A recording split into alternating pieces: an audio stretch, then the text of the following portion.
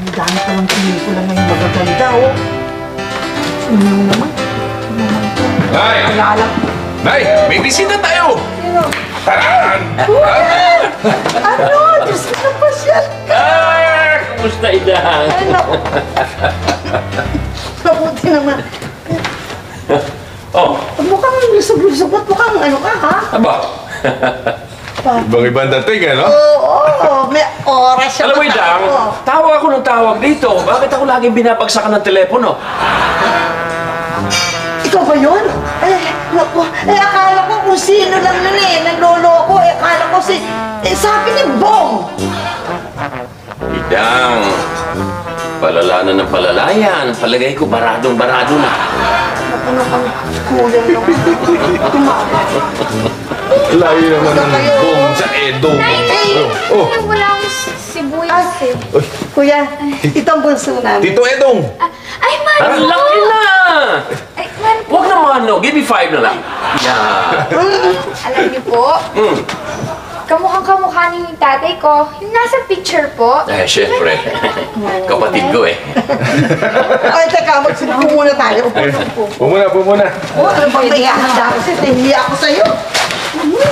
Ay, siya nga pala, Chong. Bakit hindi kayo nakadalaw nung libing ni tatay? Pasensya na kayo.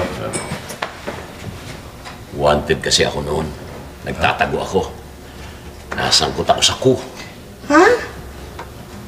Maria Joseph, teka po yan. Ba't ka nakapasyal? Buti napasyal ka.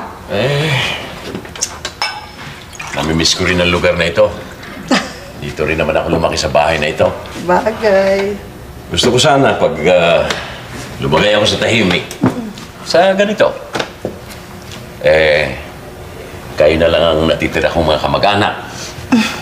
Baka pwedeng sa inyo na akong paalam. Ha? Na ano? Pwede na ba akong mag-asawa? Mag-asawa? Ay, walang kuya kung nagbibiro. Of course, pwede naman yun, ano? Binata ka eh. Ano naman binata, Chong? Sa bagay, kasal na kami ng lihim sa huwes. Aba. Sino naman yung babaeng maswerte niya? Si Angge. Angge? Sinong Angge? Si Tita A? Come on. Jajajan! Wow! Napakaganda namang Angge yan! Bagay kami, ano? Naku, kuya. Bata naman yan. Pagkabubot nga, pero nagmamahalan kami. Chong, parang apo nyo na yan, ah!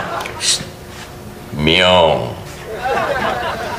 Kumbaga sa impeachment, ito ang tinatawag na Exhibit Quadruple A. 4 na alas. Asawa, anak, aanakan, apo.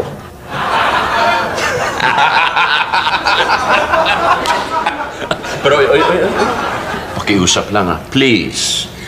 Please. Darating siya rito mamaya. Huwag niyong pahihiyain, ha? Oo naman, ito naman. Naman, Chong. Ayos yan. Oto. Para sa apo. Para sa asawa. Your Honor, if it pleases the court, if you could just explain to us in simple language like an attorney in fact to an attorney at law.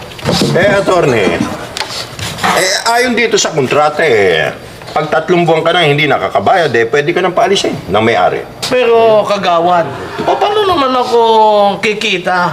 Paano naman ako magtatrabaho kung sasaraduhin niyo yung aking tindahan? Ngayon, kung wala akong kikitain, saan ko naman kukunin yung pambabayad ko? Attorney, pasensya na ho kayo. Napapag-utusan lang po ako. Paano na to? Laki, dapat iniisip mo kung ano kaya ang magiging desisyon ni Cap kung siya'y nandito. Pilme, ano kaya kung bigyan natin siya ng grace period? 1 linggo lang naman Pagbigyan na natin siya, attorney. Okay ba yun, Pilme? Pasensya na ho kayo talaga. Napapag-utusan lang ako Pilme, Sabihin mo sa amo mo, yon ang desisyon ko.